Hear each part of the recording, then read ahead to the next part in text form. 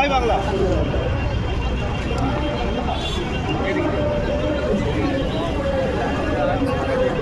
জয় বাংলা। বাংলা পক্ষ সংগঠন সম্বন্ধে অনেকের অনেক রকম জিজ্ঞাসা থাকে, অনেকে অনেক রকম কনফিউশন থাকে। তো আমি আজকে এটাই বলবো যে বাংলা পক্ষ কোনো রাজনৈতিক সংগঠন নয়, বাংলা পক্ষ কোনো রাজনৈতিক দলকেও সমর্থন করে না। বাংলা পক্ষ হলো একটা প্রেসারাইজ পার্টি, যেটা কিনা ক্ষমতায় থাকা যে কোনো রাজনৈতিক দল, যে দলই হোক না কেন, তাকে প্রেসার দিয়ে বাংলা দাবিগুলোকে আদায় করে নেয়। আজকের এই যে সমাবেশ আপনারা দেখছেন, এই সমাবেশে আজ আমরা সব বাঙালিরা মিলে একত্রিত হয়েছি এই কারণে যে আমাদের বাঙালিদের যে একতা, আমরা চাইলে যে কত এক হতে পারি সেটা আজকে আমরা প্রশাসনকে দেখিয়ে দিলাম। আগামী বিধানসভা ভোটে যে রাজনৈতিক দল আসুক না কেন, তারা যাতে বাঙালির কোনো চিন্তা করে কাজ করে, সেই জন্য আজকের এই সভা, আজকের এই প্রদর্শন। জয় বাংলা। আচ্ছা, আমাদের দেখতে পাচ্ছি আমরা যে বিভিন্ন জায়গাতে, যেমন আপনি কোথা থেকে এসেছেন আজকে? আসানসোল দক্ষিণ। আসানসোল দক্ষিণ থেকে এসেছেন। আসানসোলের মধ্যে হিন্দি ভাষী, যেহেতু আসানসোল একটা ঝাড়খণ্ডের পার্শ্ববর্তী এলাকা বা পার্শ্ববর্তী শহর বলতে পারি, সেখানের মধ্যে পরিচিত হয়েছিল সেখানে হিন্দি ভাষী সংখ্যা ক্রমশ বৃদ্ধি পায়। তার জন্য আপনাদের কী পদক্ষেপ হচ্ছে এবং আপনাদের কী বক্তব্য সেই বিষয়ে? দেখুন, আমাদের বক্তব্য হচ্ছে, আমাদের বাংলা পক্ষ অ্যাকচুয়ালি সাম্যবাদী সংগঠন। বাংলা পক্ষ যেমন আমরা যেরকম বহিরাগত ভিন রাজ্যবাসীদেরকে সুষ্ঠুভাবে আমরা জায়গা করে দিয়েছি, ব্যবসা করছে, কোনো রকম তাদেরকে বাধা দিই না, ঠিক সেই রকম তাদেরও উচিত যে বা আমাদের পশ্চিমবঙ্গ থেকে যারা বাইরে যাচ্ছে তাদের উপর যে অত্যাচার হচ্ছে, তাদের উপর যে অবিচার হচ্ছে, তাদেরকে বাংলাদেশি বলে তাড়িয়ে দেওয়া হচ্ছে, বাংলায় কথা বললে তাদেরকে বলা হচ্ছে বাংলাদেশি। তো এই ধরনের জিনিসগুলো সেন্টারের নজরের আয়তায় আনা দরকার এবং সেন্টারকে পদক্ষেপ নেওয়া দরকার। আরেকটা জিনিস কি, যে ভিন রাজ্যবাসীরা যখন পশ্চিমবঙ্গে আসছে, তারা নিজেদের মাতৃভাষায় কথা বলছে, কিন্তু আমাদের বাঙালিরা যখন তাদের রাজ্যে ব্যবসা করতে যাচ্ছে, তখন কিন্তু তাদের মাতৃভাষায় কোনো ভ্যালু দেওয়া হচ্ছে না। তো এটা মনে হয় যে আমাদের বাংলা ভাষা, আমাদের মাতৃভাষার একটা খুব বড় অপমান। তো এই জায়গা থেকে বেরিয়ে আসার জন্য আমাদের এই সংগঠন। আপনি যেখান থেকে এসেছেন অর্থাৎ আসানসোলের বিভিন্ন এলাকাতে এরকম অনেক হিন্দিভাষী আছে যারা ইচ্ছাকৃতভাবে মানে বাংলা জানতে পারবে, বাংলা বলতে পারবে, তার সত্ত্বেও অনেক সময় হয়ে থাকে যে হিন্দিটাই বলবে, এটা তাদের বক্তব্য থাকে। কারণ হিন্দি বলতে হিন্দি তাদের রাষ্ট্রভাষা, এরা তাদেরকে বক্তব্য করা হয়। ঠিক সেই বিষয়ে আপনার কী বক্তব্য, যে জোর করে হিন্দি বলা এবং বাংলাটাকে না বলা, এত কিছু ধরে বাংলার মধ্যে থাকা সত্ত্বেও কী বলবেন এই বিষয়ে? ওরা বহু বছর বলা ভুল হবে, দীর্ঘ বহু পুরুষ ধরে এখানে আছে, অথচ তারা বাংলাটাকে শিখতে কিন্তু চায় না। তো এটা আমরা মনে করি আমাদের মাতৃভাষার খুব বড় অপমান।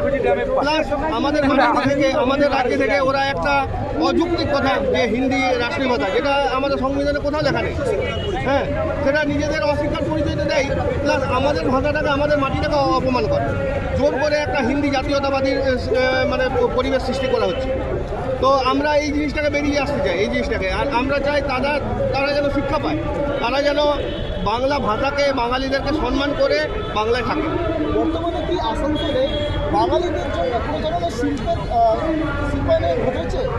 দেখুন, আসানসোল তথা পুরো পশ্চিমবঙ্গে শিল্পের কোনো অভাব নেই, প্রচুর শিল্প আছে। আপনি যদি জামুরিয়া যান, জামুরিয়া প্রচুর কলকারখানা আছে, কিন্তু বাঙালির কাজ নেই। বাংলায় কাজ আছে, কিন্তু বাঙালির কাজ নেই। এটাই হচ্ছে আমাদের দুঃখ। বাঙালি ছেলেদেরকে অন্য জায়গায় যেতে হচ্ছে।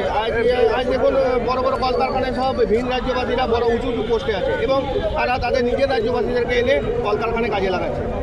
আমাদের কোনো দাম দেওয়া হচ্ছে না। তো সুতরাং এই জিনিসটার তীব্র প্রতিবাদ হওয়া উচিত। আপনার কি মনে হয় যে বর্তমানে যে আসাম বিধানসভা ভোট, সেখানে কোন সরকার এলে বাঙালিদের জন্য ভাববে বাংলার কাজ করবে? দেখুন, আপাতত যে পার্টি রয়েছে, বিজেপি পার্টি, যে প্রথম কথা বলি, যে বিজেপি পার্টি তো মূলত বাংলা বিরোধী একটা দল। সেই দল অ্যাকচুয়ালি আমরা যেটা দেখেছি, আমি বলতে না চাইলেও এটা বাস্তব, যে উড়িষ্যা বলুন, যে জায়গায় বিজেপির শাসন রয়েছে, তারা সেখানে কিন্তু বাঙালিদের উপর নির্মম অত্যাচার হচ্ছে। এটা বাস্তব কথা। হ্যাঁ, আর পশ্চিমবঙ্গ যারা নন বেঙ্গলিরা রয়েছেন, তারাই বেশিরভাগ বিজেপিকে সমর্থন করছে। আর বিজেপিও সমানে তাদেরকেও সমর্থন করে যাচ্ছে এবং বাঙালিদের ওপর অত্যাচার। যেমন বাঙালিদের প্রধান খাদ্য হচ্ছে মাছ ভাত। ননভেজ খেতে ভালোবাসে, কিন্তু জোর করে বিজেপি বলছে না আমরা মাছ মাংস এই বিক্রি করতে দেবো না, যেমন দিল্লিতে হয়েছে। তো এগুলো মনে করে অবিচার, কারণ সংবিধানে কোনো লেখা নেই যে খাদ্যাভ্যাস খান কীরকম হবে। সুতরাং বিজেপি যেগুলো করছে অন্যায় করছে। হ্যাঁ, তো আমরা সেই পার্টিকুলার এই দলটার বিরুদ্ধে আমরা তীব্র প্রতিবাদ জানাচ্ছি। অনেক সময় বলা হয়ে থাকে যে বিজেপি যদি বর্তমানে আমাদের পশ্চিমবঙ্গের সরকারে আসে তাহলে আমাদেরকে যে আমাদের সংস্কৃতি আছে, আমাদের যে খাদ্যাভ্যাস আছে তা কিন্তু পাল্টে ফেলবে। একদম একদম একদম ঠিক কথা, একদম ঠিক কথা। দিল্লিতে যেরকম আপনারা দেখতে পাচ্ছেন যে রাস্তার ধারে মাছ মাংস দোকানগুলো বন্ধ করে দেওয়া হচ্ছে জোর করে। তো তাদের যার যেরকম খাদ্যাভ্যাস, আমরা তো মাছ প্রিয়, মাছ ছাড়া আমাদের ভাত রুচি হয় না। এবার আমরা কী খাবো? তাহলে কি তাদের মধ্যে চলতে হবে? সংবিধানে তো সেরকম কিছু নেই।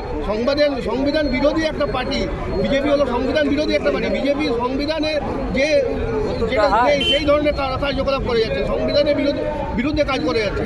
এক ধরনের এটা দেশদ্রোহী কাজ। সুতরাং কোনো মতেই আমরা এই দলকে অন্তত পশ্চিমবঙ্গে দেখতে চাই।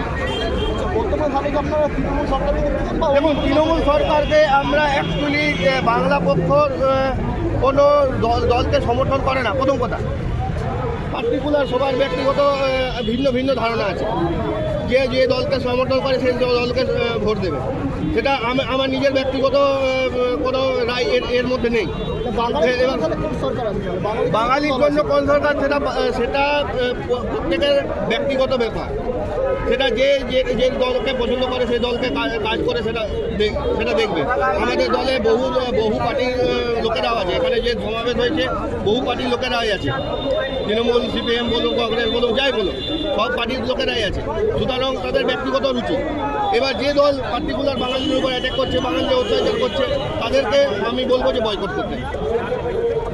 আমার নাম সোমনাথ মাঝি। আমি একটা কথা বলতে চাই, বাঙালি বীর বাঙালি, জেগে উঠো বাবু বাঙালি, তুমি বাঘের মতন গর্জন করো, জেগে উঠো বাংলা। জয় বাংলা, জয় বাংলা, জয় বাংলা, জয় বাংলা।